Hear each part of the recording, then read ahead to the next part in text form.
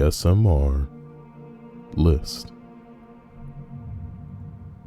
20 scary true stories, according to Reddit. Number 20. When I was 8 and alone in my room, I felt like someone was there, watching. I was terrified, so I asked out loud, "Wanna play?" And then one of my toys flew out of the shelf and landed right at my feet. I had never called my mother louder.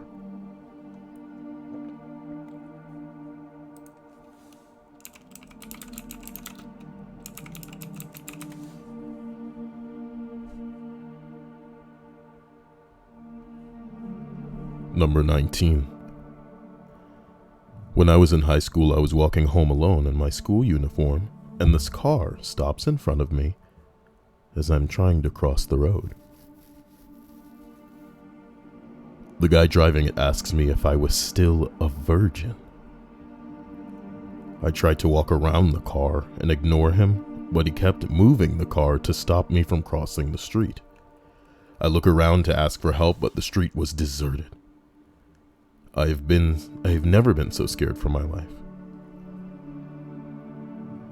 I finally ended up walking back the way I came as fast as I could, hoping to find a way to hide or ask for help.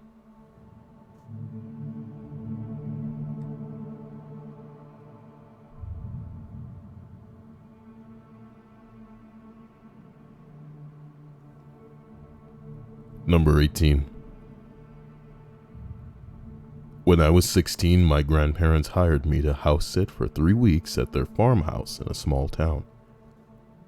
It was the second to last night of my stay, and all had gone well for a 16-year-old completely alone in a big empty house for 3 weeks. It was about 1 a.m., and it started to thunderstorm outside, so I decided to turn everything off and go to bed.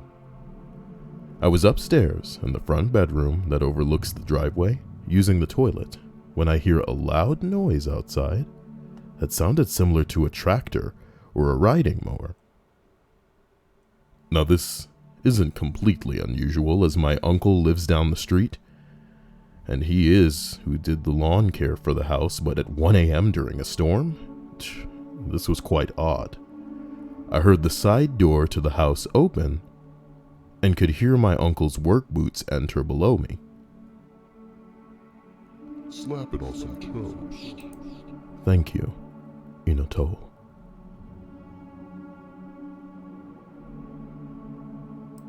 I thought maybe he was there to help out in case of a power outage. What really got to me, though, was the fact that the 3 German shepherds were just laying on the foot of the bed. No noise, completely unaware, which isn't like them at all.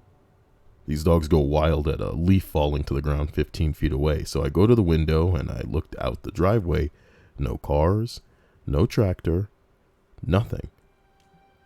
No one's out there. All of a sudden the stomping intensifies, and I start to hear that what sounds as if someone is banging a broom on the ceiling below me. Now the dogs start going wild. They're in a full panic mode. And so am I. The thunderstorm outside is intensifying, the stomping and banging on the ceiling is getting louder, and the dogs are going berserk. Instantaneously, the power goes out. And everything, I mean everything, stops. The dogs, the stomping, the banging. The room I'm in is pitch black for 5 full minutes, and I hid under the blankets trying to call my uncle in a sheer panic. After that, everything was as if nothing had ever happened. Storm passes shortly after. It was the scariest and weirdest night ever.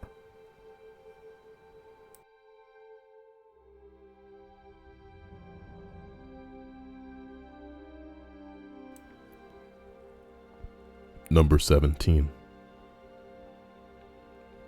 I grew up in a farmhouse, built in the 1860s. I was probably around 14 years old. I was home alone while my parents took my little brother to t-ball practice.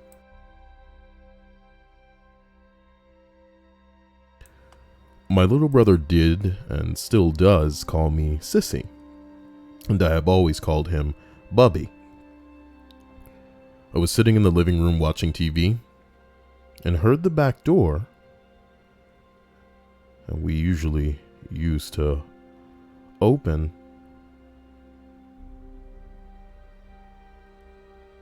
and my little brother shouts out, "Sissy." I respond back with, "Hey, Bubby." I waited a minute or two, and then I heard nothing else, and then yelled out again with no response.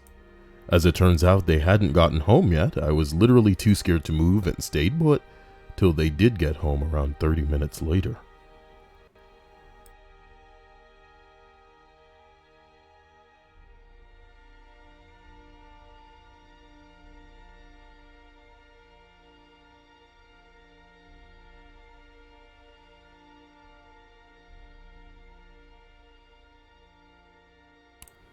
Number 16. This happened while living at my parents' house about 10 years ago. My whole family, brother, sister, and parents were at a Major League Baseball game. It was night, so it was a night game. And being baseball, it ran a little later into the night. I was working as a lifeguard in high school and would get off at around 9 p.m. usually. The pool was super close to my parents' house, so I could get home within a few minutes.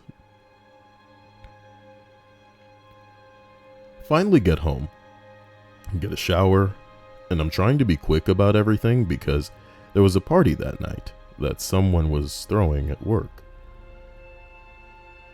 I'm getting out of the shower and walk into the room and hear all of the shuffling and running around downstairs, so I yell hello, thinking it's my parents. I then yell Mom, Dad, again to no avail, and I hear the running of the footsteps downstairs. The next thing I know, I hear our garage door opening. You could just manually lift the door at the time because our garage door opener was broken. Anyway, that kind of freaked me the hell out because literally no one was home except for me. I ran across the street, got my neighbor and her son, and I walked through my house with a samurai sword because I was afraid of whatever was in the place. The neighbor ended up calling the police, and when we did another walk around, we found that my dad had about $200 to $300 in cash stolen. My mom's diamond rings and earrings were stolen, and there was a set of earrings lying on the bedroom floor with the jewelry box lid askew.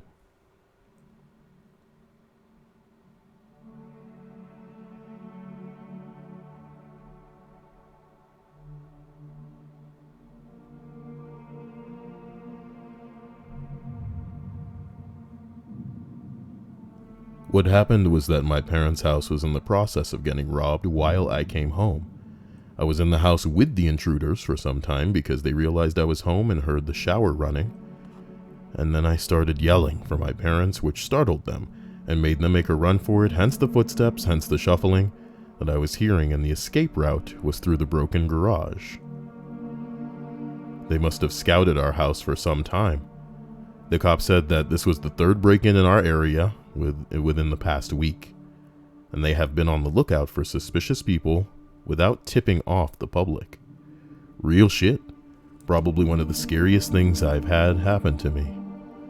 The moment I realized my parents weren't home and someone else was in the house with me, it was a terrible, gut-wrenching feeling.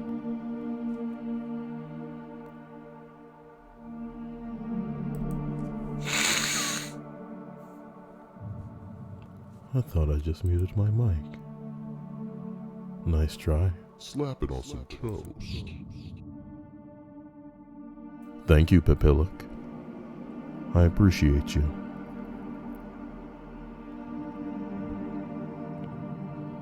Number 15. I was abducted off the street while jogging, choked, threatened to kill me, and sexually assaulted me. I lived. He murdered the next female that he snatched off the street from the same small town in California. He is now on death row in San Quentin. Jesus Christ.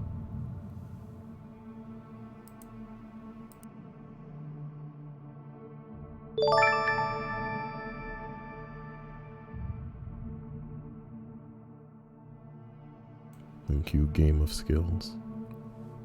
I appreciate you. Thank you, Pipilic. I appreciate your follow.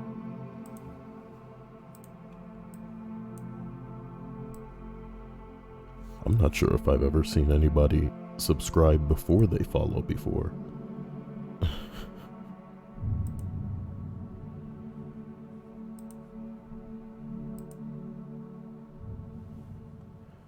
Continuing. Number 14.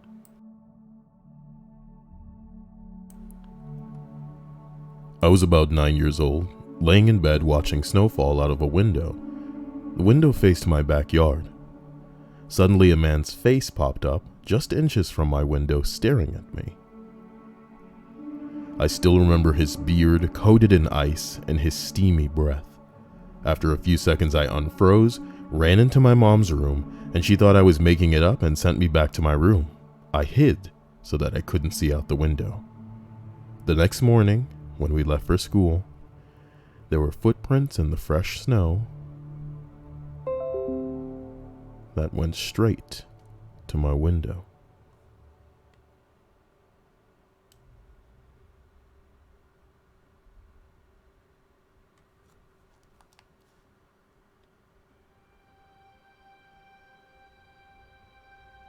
Slap it on some toast. Damn. Thank you, Monkey. That's more subs than I'm used to. I appreciate all three of you. Number 13. My sister went to a nail salon that used the utmost in care and sterilization. What? Sterilization. They even used a plastic liner with a foot tub. She got a massive staphylococcus infection on her leg. And after living with an actual hole in her leg the size of a grapefruit, it's starting to look somewhat normal 2 years later. She has nerve damage in her leg and foot, and the infection nearly killed her.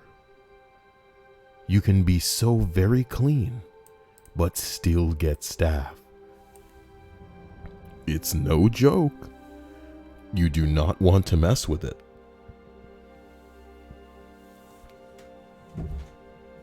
Holy shit.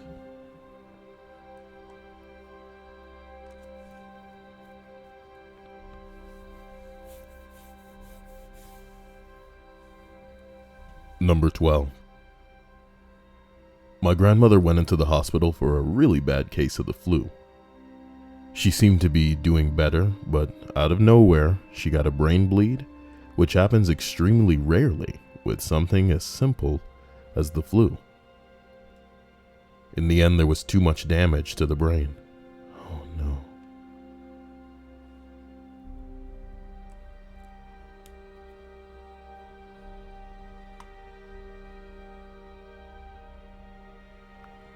Number 11.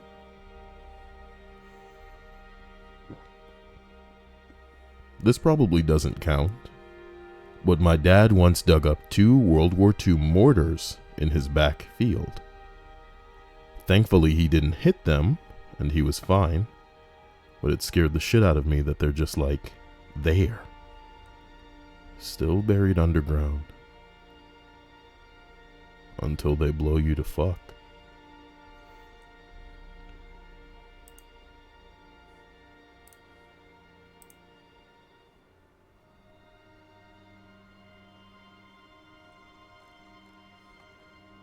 Number 10 on the list of 20 scary true stories reads,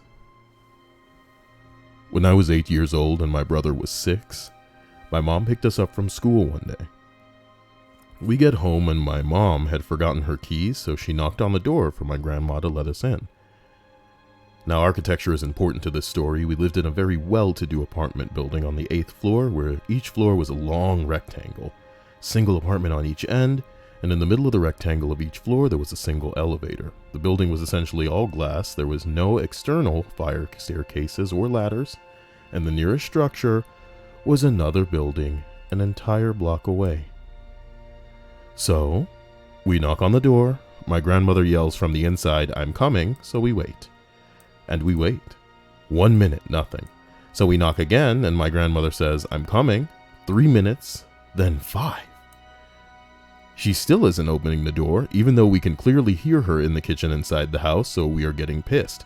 We knock, and she just keeps on saying the same thing. I said, I'm coming right now."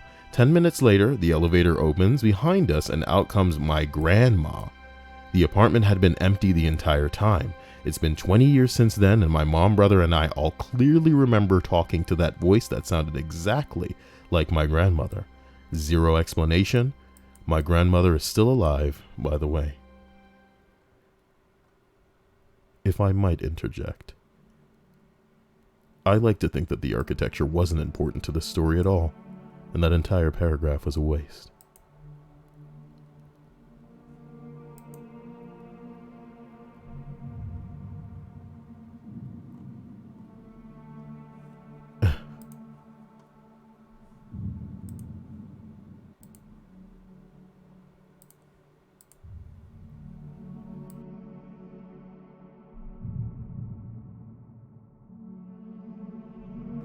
Number 9. I just posted this in another thread, but I thought I'd go into detail. Someone broke into my house today and made himself a plate of food, took a shower, put on my father-in-law's clothes, and even switched my laundry. My girlfriend and I walk in on him sitting by the front door. My girlfriend's father knows a lot of people, and he was wearing my girlfriend's father's work shirt, so we assumed he knew him.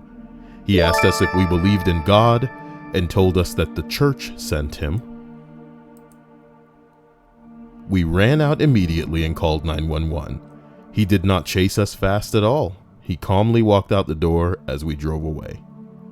While on the phone, we watched him hop 2 fences very calmly.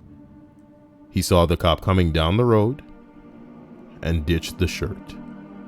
We didn't know if we had locked our gun cabinet, so we didn't know if he was armed. The cop jumped out, detained him, and he calmly went to the ground. He destroyed the house, but didn't take anything. He ruined my girlfriend's parents' bathroom door. He tore the tile in our room. He made a pile of what he was going to take, but didn't even run when we caught him. My girlfriend is very shook up because this guy must have been in there while we were because we were only gone for 45 minutes. The timing of when we got home was so perfect. My girlfriend accidentally honked the horn when he pulled up, notifying him that we were home. Normally, we walk in the house and go straight to our room, and we would not have noticed him if he was still in the shower or in the kitchen. He has previous charges of assault or battery with a deadly weapon. Thank God we got lucky. He was definitely watching the house to know our very predictable leaving patterns. Drugs are a hell of a thing.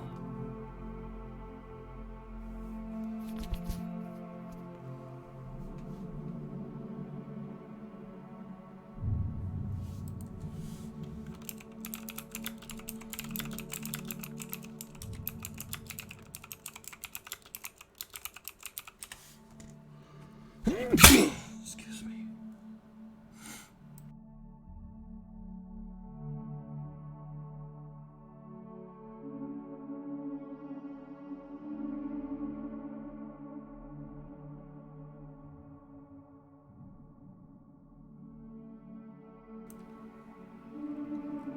Number 8. Thank you, Linda. I saw a guy get his throat cut. I was quite young at the time, and there were a bunch of middle school kids fighting. Then one kid pulled out a knife and slit the other kid's throat. Blood was gushing out, and that was A scene that was branded in my brain.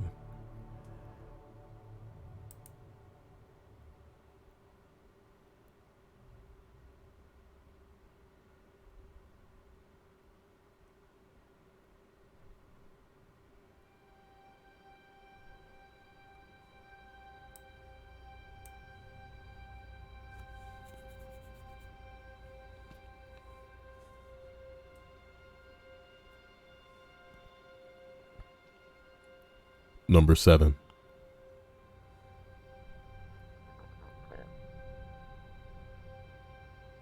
I was working with a serial killer who was arrested by a SWAT team moments after we were in the same lab together.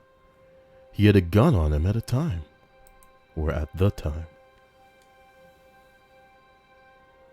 Someone asks, were you his preferred demographic?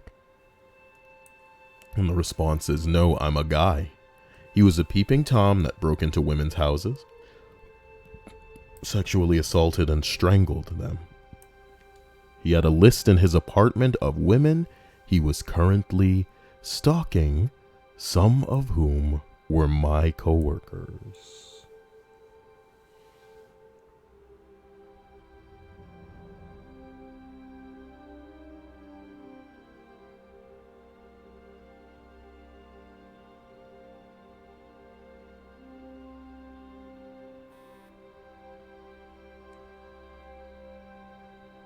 Oh my God.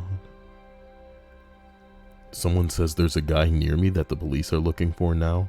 He broke into this lady's house and went through all of her belongings, masturbated all over her bed, stole her underwear, left Polaroid pictures of his penis spread all over the room, left a note saying that he was coming back while she was home. Police said that they believe it's not someone she knows.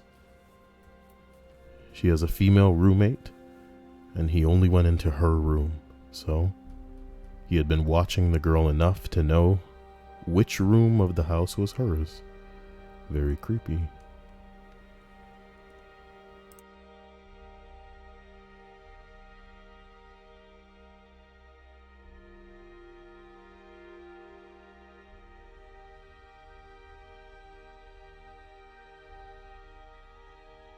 Number 6. The moment I realized that I had an hour and a half's worth of gas to travel either 2 hours towards my destination or 2 hours back to pick up my wallet that I left behind.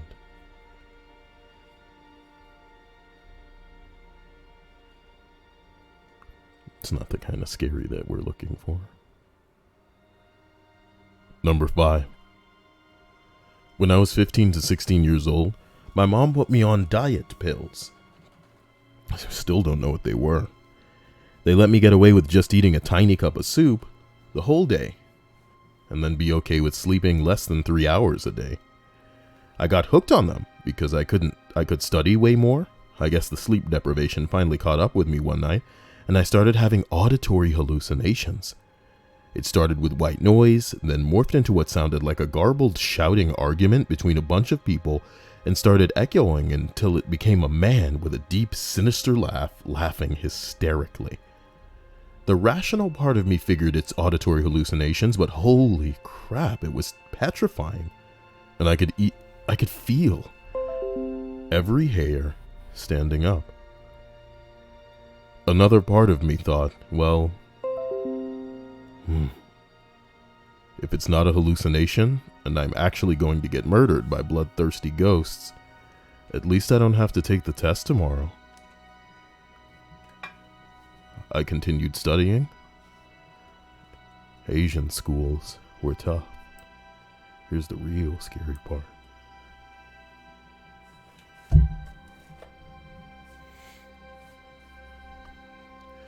Number 4. I'm 52 years old. That's the whole entry. Kidding. When I was 8 years old, 5 other 8 to 10-year-old kids were in a kid's room playing. This one boy and me were wrestling around when someone turned the lights off. When the lights went off, there was a loud pop. Another kid had found a pistol and fired it. I was laying on the floor. The bullet missed my head by 2 inches.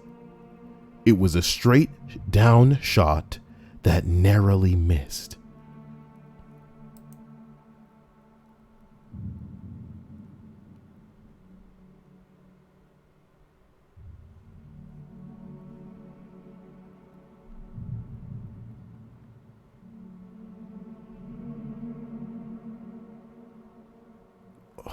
shit. Number 3.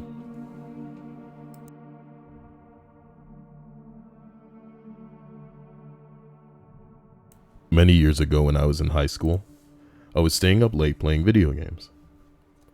Parents were out, but no big deal. Being home alone didn't scare me. So I'm playing the game and it's around 3 a.m. and my parents finally arrive. This in itself wasn't unusual, but based off of their demeanor, something had happened. My dad told me that on the way back from their friend's house a far drive away, he had noticed that they were being followed. My mom had no idea, but my dad, being the driver, was aware of this car that had followed them from about halfway back. Our house was in the suburbs, and thus getting to our house involved a few turns and whatnot. My dad purposefully drove past our house without stopping, which is when my mom asked what he was doing.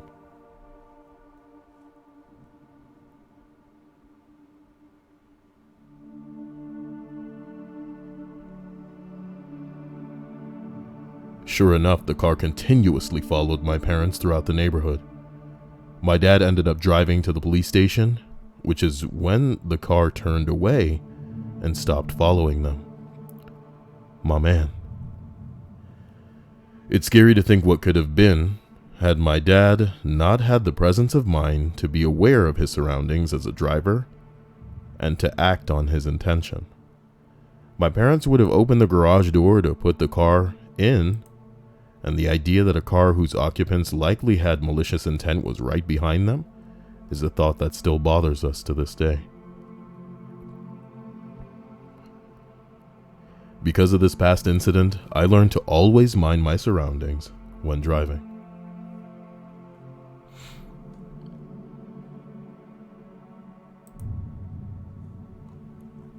Number 2. Me and my fiance saw a guy on the side of the road asking for a ride. I told her there's no way in fuck we about to pick up no male hitchhiker. She told me that it was the right thing to do, but I convinced her that we shouldn't. 3 days later, he was arrested for murdering the couple that picked him up. I told you.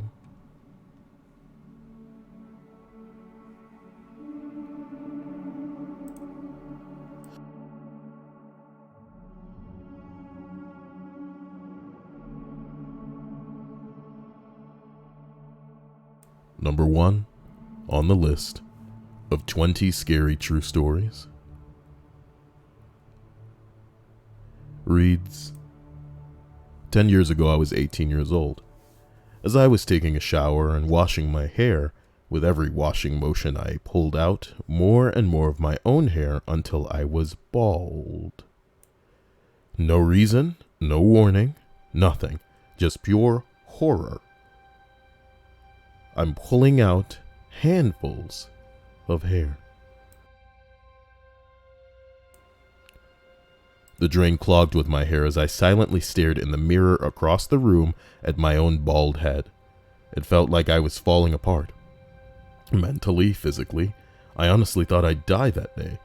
It was sudden autoimmune disease. Alopecia overnight. It was scary as hell. The weeks after this, I lost all my body hair as well. My hair never returned, and I am very okay with it now, but I can never ever forget that moment in the shower. What the fuck?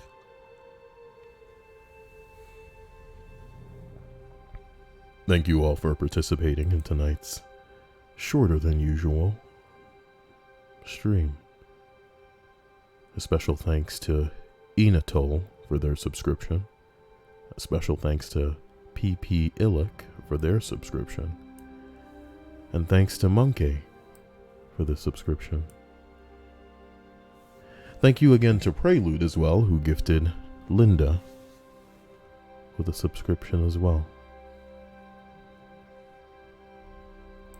If you like this type of video as I post it to YouTube, and you're listening to it there, give it a like and let me know in the comments. Special thanks to all my YouTube supporters. You guys are what keep me doing this. And a thank you as well to my patrons. who are what give me the abilities that I'd otherwise lack.